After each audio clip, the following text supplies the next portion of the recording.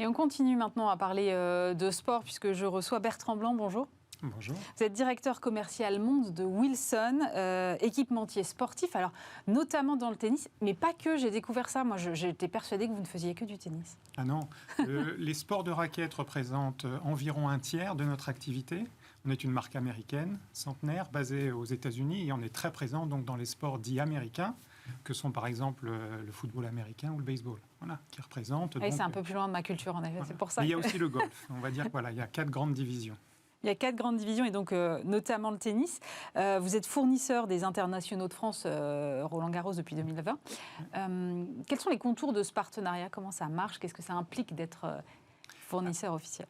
Alors, il y a 2 grands pans, on va dire. On est d'abord le fournisseur officiel de la balle, du tournoi, pour tous les joueurs et les joueuses. Et on est aussi le cordeur officiel pour tous les joueurs et les joueuses participant au tournoi. C'est-à-dire que quelle que soit la marque de la raquette du joueur, c'est vous qui faites le cordage? Exactement. Okay. Voilà. On a battu le record du monde cette année lors de l'édition 2023 du tournoi de Roland-Garros. On a accordé environ 6700 raquettes sur la quinzaine, qui n'est d'ailleurs plus la quinzaine, hein, on continue de l'appeler comme ça, mais maintenant le tournoi se déroule sur 3 semaines, puisqu'il y a cette pré-semaine, on va dire, des qualifications qui génèrent aussi beaucoup d'activités. Alors vous parliez des balles, il y a eu toute une polémique là autour des balles, puisque évidemment vous avez, mais on va revenir sur la polémique après, mais d'abord sur ces balles, vous avez travaillé sur une balle haute performance, et en fait en lisant ça, je me suis dit, mais en fait une balle aujourd'hui c'est devenu un peu un outil technologique, c'est ça ? Alors tout à fait, on a tendance à concevoir une balle de tennis comme un produit on va dire de commodité, alors que ça reste un produit hautement technologique. Bon, c'est 2 choses principalement, un cœur en caoutchouc, mais les composants peuvent varier d'une balle à l'autre. Et puis il y a ce qu'on voit de la balle, à savoir la feutrine, hein, c'est-à-dire son aspect jaune extérieur.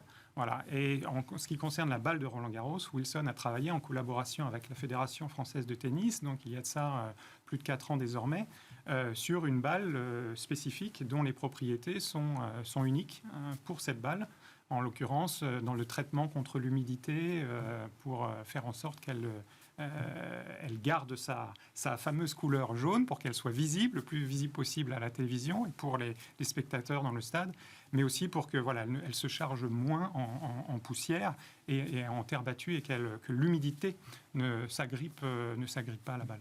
Mais je n'avais pas du tout pensé à la question de la visibilité. En fait, il n'y a pas que la performance technique, il y a aussi la performance pour que nous, téléspectateurs, on puisse suivre, quoi, c'est ça? Absolument. Alors les téléspectateurs, mais aussi les joueurs et les joueuses. Voilà. Bien sûr. Vous dites que vous avez commencé à travailler dessus il y a 4 ans. Ça nécessite combien de temps de R&D, cette affaire? Alors oui, on est dans la 4e année de notre partenariat avec la Fédération française de tennis sur le tournoi de Roland-Garros. Et donc, bien sûr, il y a eu un appel d'offres qui a précédé, avec des discussions qui ont eu lieu à partir de 2018. Et donc, toute une étape de développement et de recherche chez Wilson qui a précédé la première édition où on a travaillé pour Roland-Garros, qui a été l'édition du Covid, malheureusement, en 2020. Alors justement, donc là, il y a eu toute une polémique sur ces balles avec un succès pas vraiment au rendez-vous auprès des joueurs. Benoît Paire, notamment, a eu des propos assez virulents à l'encontre de ces balles. Qu'est-ce qui s'est passé? Alors, on s'est interrogé sur ce feedback. Nous accueillons toujours les retours produits, que ce soit des joueurs, des joueuses, mais aussi des consommateurs, avec beaucoup de bienveillance. L'explication se trouve en grande partie dans les conditions météorologiques. On n'en parle jamais assez. La balle est strictement la même que celle des éditions précédentes, depuis 2020, donc comme je l'ai expliqué. Mais le tournoi s'est joué dans des conditions particulières cette année. Il n'a pas plu. Il n'a pas plu, mais on a eu un printemps très humide jusqu'au début des internationaux de France, avec des terrains qui étaient donc très chargés en humidité, une terre battue assez lourde, et une température particulièrement fraîche en matinée et en soirée. C'est vraiment la combinaison de ces 2 facteurs qui a fait qu'au tout début du tournoi, le ressenti des joueurs, de certains joueurs, puisqu'il n'y en a quand même pas eu beaucoup, un tableau de finale de Grand Chelem, c'est 128 joueurs, et pareil chez les joueuses. Bon, donc il y a eu 2-3 qui n'ont pas apprécié la balle, mais sur le restant du tournoi, il n'y a plus eu d'incidents particuliers. Les conditions sont devenues plus sèches, Et on a retrouvé, on va dire, voilà, une jouabilité au niveau de la balle grâce à ces conditions météorologiques. On n'insiste jamais assez sur l'impact qu'a la météo, non seulement sur, bien sûr, l'événement en particulier, mais aussi sur le ressenti des joueurs en ce qui concerne la balle. Voilà. La terre battue, c'est une matière vivante, hein, c'est de l'argile, donc qui capte l'humidité. Les joueurs et les joueuses de tennis qui nous écoutent le savent, une terre battue humide est une terre battue plus lente. Et une température plus basse a tendance à faire que le noyau en caoutchouc de la balle devienne également un petit peu plus dur. Voilà, hein. Quand il fait froid, tout se rétracte un petit peu. Et donc la sensation à la frappe de la raquette peut rendre la balle un petit peu plus ferme. Voilà, c'est encore une fois la combinaison de ces deux choses qui a, je pense, nous pensons chez Wilson, généré ces quelques remarques. On a entendu des joueurs dire, voilà, peut-être que pendant la crise du Covid, les fabricants de balles, que ce soit vous ou les autres équipementiers, ont un peu changé de fournisseur de caoutchouc pour tirer un peu les prix vers le bas. Est-ce que c'est quelque chose que vous confirmez ou qu'au contraire, vous me démentez ? Non, en aucune manière. La balle est strictement la même en ce qui concerne Roland-Garros depuis donc la première édition du partenariat avec Wilson en 2020. Nous sommes également partenaires depuis 1978 de l'US Open, qui est donc le grand chelem américain de tennis. Et la balle est strictement la même également depuis 1978. La recette est inchangée. Sur les conditions météo, ça veut dire qu'en fait, on ne peut pas, j'imagine, empêcher que ce phénomène que vous avez très bien décrit ne se reproduise si l'année prochaine, par exemple, les conditions étaient les mêmes ? Tout à fait. Et c'est là la difficulté, mais aussi l'intérêt du tennis, qui est un sport d'extérieur. Les joueurs et les joueuses professionnelles en ont l'habitude. Carlos Alcaraz a donné une interview et je trouve qu'il a eu des mots très justes en disant, écoutez, la balle, si c'est ma préférée ou pas, peu importe, je m'adapte. Alors, il faut bien comprendre que c'est là, je pense, toute la difficulté quand on est joueur ou joueuse professionnelle de tennis, c'est que d'une semaine à l'autre, on joue avec des balles différentes. Et je peux comprendre que parfois ça puisse générer une certaine frustration. Il faut constamment s'adapter.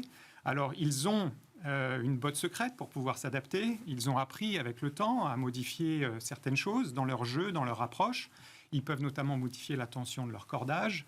Ils peuvent modifier l'équilibre de leur raquette. On peut aller jusque-là. Voilà. Roger Federer, qui est un ancien ambassadeur de la marque Wilson, le faisait régulièrement d'un tournoi à l'autre en fonction de l'équipementier, de la balle et des conditions. Selon qu'on joue en intérieur, par exemple, en salle ou en extérieur, il peut y avoir aussi ce genre d'effet. Et donc, ils modifient leur équipement en conséquence. Au-delà de cette polémique, quel bilan est-ce que vous tirez de ce Roland-Garros 2023 ? Alors, c'était une grande et belle édition. La Fédération française de tennis a publié un certain nombre de chiffres. On a rebattu des records d'affluence, mais surtout, on a eu une quinzaine superbe avec, vous l'avez dit, un temps merveilleux.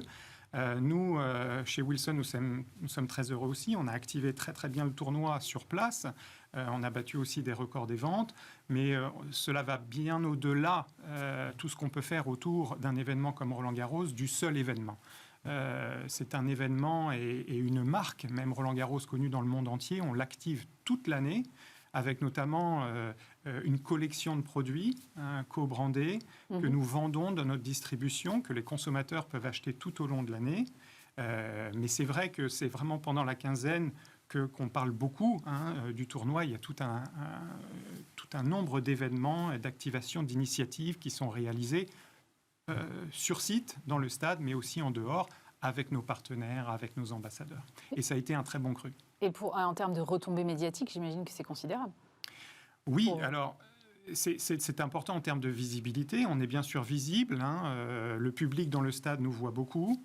Nos produits sont présents partout. La marque, le logo est présent. C'est d'ailleurs valorisé, bien sûr.